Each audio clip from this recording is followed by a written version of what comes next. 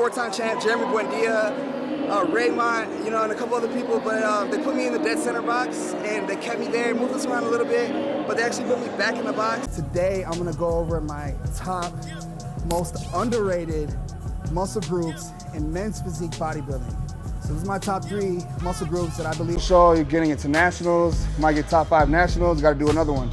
Or you start over. Then once you turn pro, it's like now the goal is to get to the Olympia. People see the physique, the symmetry, the perfection on stage. They don't see the kid who was told he'd never make it because he was too small, too lean, too different. These words from Brandon Hendrickson reveal a truth that even his most devoted fans rarely understand. Behind the four Mr. Are you enjoying this story about Brandon Hendrickson? Then help the channel with your subscription. Look, 94.8% of people who watch these videos still aren't subscribed to the channel. If you're part of that group, take the opportunity and subscribe now. It's free, and you'll keep receiving incredible stories of legendary bodybuilders who shaped the sport. Oh, and don't forget, at the end of the video, you'll find more stories like this one. Olympia Classic Physique titles lies a story of rejection, reinvention, and a relentless pursuit of validation in a sport that initially had no place for him. And the truth is more impactful than you ever imagined. When Brandon Hendrickson stepped onto the bodybuilding stage in 2011, the classic physique division didn't exist yet. He was competing in men's physique, a category that felt like a compromise for someone who trained like a bodybuilder but didn't fit the mass monster mold. Behind the scenes, Hendrickson was already sculpting what would become his signature aesthetic, a throwback to the golden era proportions that the industry had seemingly forgotten. He trained alone in a small Jacksonville gym, following routines inspired by Frank Zane and Bob Paris, bodybuilders whose names younger competitors barely recognized. His first competitions were marked by feedback that stung. Too muscular for physique, too small for bodybuilding.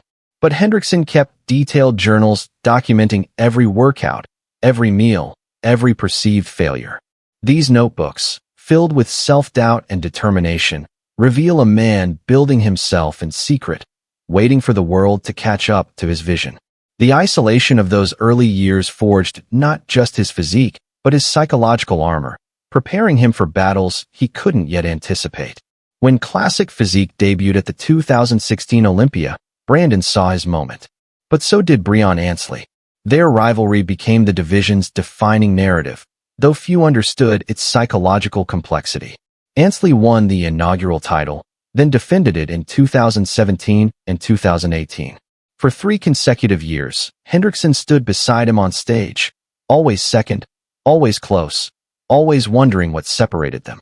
Breon had this confidence I was still searching for, Hendrickson later admitted. The judges praised Ansley's structure, his bone density, advantages Brandon couldn't train into existence. Offstage, the two maintained professional courtesy, but the pressure was suffocating.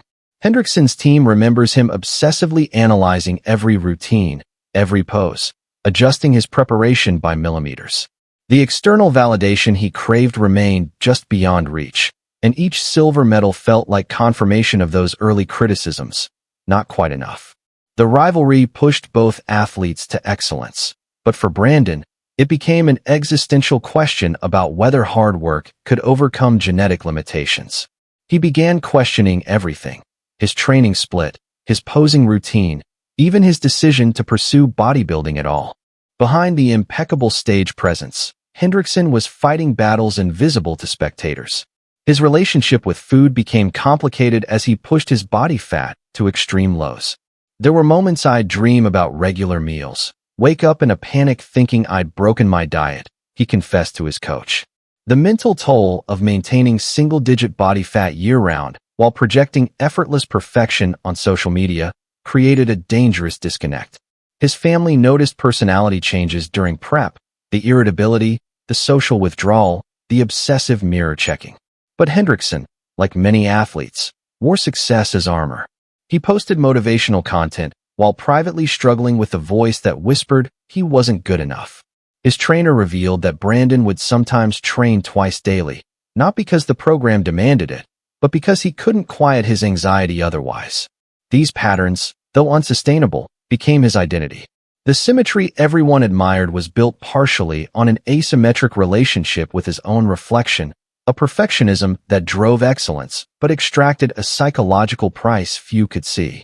Friends remember him declining social invitations, choosing isolation over connection, believing that suffering alone was the price of greatness. Everything changed at the 2019 Mr. Olympia. Brandon arrived different, not just physically sharper, but mentally transformed. He'd spent the off-season working with a sports psychologist, addressing the performance anxiety that had plagued his stage presence. I realized I was competing against my own fear more than against other athletes, he explained. His posing routine that year carried new energy, a confidence that judges and audiences immediately noticed. When they announced his name as champion, dethroning the three-time winner Ansley, the emotion was overwhelming. Backstage footage shows Brandon collapsing into his team's arms, years of frustration releasing in that moment. The victory represented more than a title.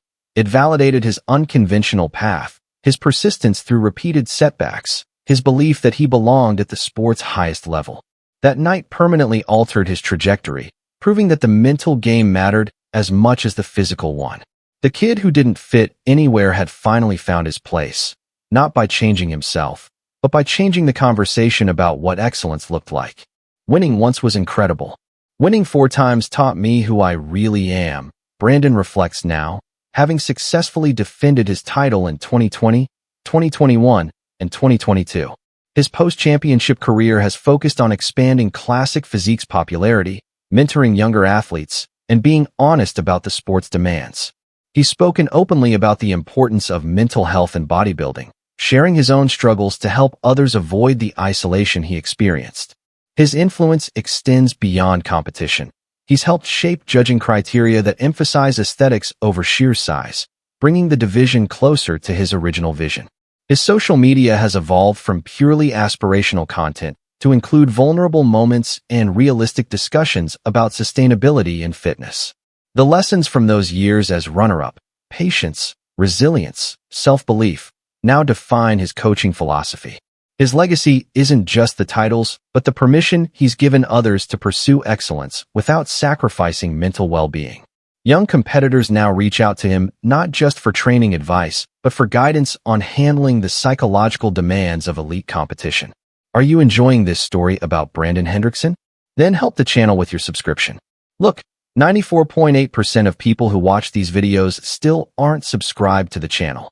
If you're part of that group, take the opportunity and subscribe now.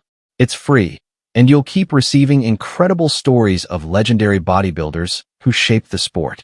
Oh, and don't forget, at the end of the video, you'll find more stories like this one. Brandon Hendrickson's story circles back to that rejected kid in the gym, creating something the industry didn't know it needed. His greatest achievement wasn't just building a championship physique, it was rebuilding his relationship with himself. The sport that once had no category for him now has a division he helped define and dominate.